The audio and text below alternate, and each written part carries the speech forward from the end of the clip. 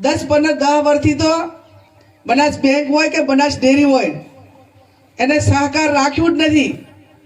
માત્ર એમના રાજકીય મેળાવડા કરવા માથે એક ભાજપના ઝંડા બાંધવાના બાકી રાખ્યા છે.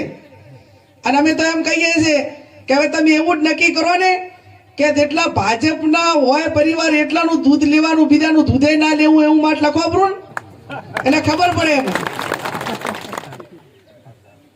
ત્યારે આપણા બધા જે માળખા બનાવ્યા એ અનેક સહકારી આગેવાનો અને જિલ્લાની પ્રજાએ પરસેવો પાડી અને આ સંસ્થાઓ ઊભી કરી છે. વહીવટદારો બદલાતા રહે પણ જે મિલકતો એ પશુપાલકોના પરસેવે, ખેડૂતોના પરસેવે ઊભી કરી છે એમાં સંપૂર્ણ અધિકાર એ ખેડૂતોનો અને પશુપાલકોનો છે.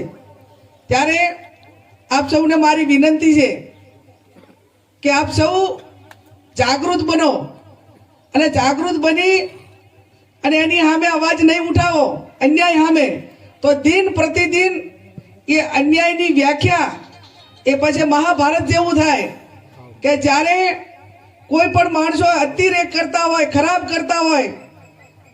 એક આપણે દ્રૌપદીનો દાખલો આપીએ કે ભર સભાની અંદર તારે ચીર ખેંચાતા હોય અને ભીષ્મ પિતામહ જેવા જ્ઞાની અને પરિવારના વડા તરીકે બેઠા હોય અને એ ટાઈમે પરિવારના જ સભ્યો એ ખોટું કરતા હોય ને એને રોકો નહીં તો પછી ખોટું કરવાને પ્રેરણા વધારે મળે.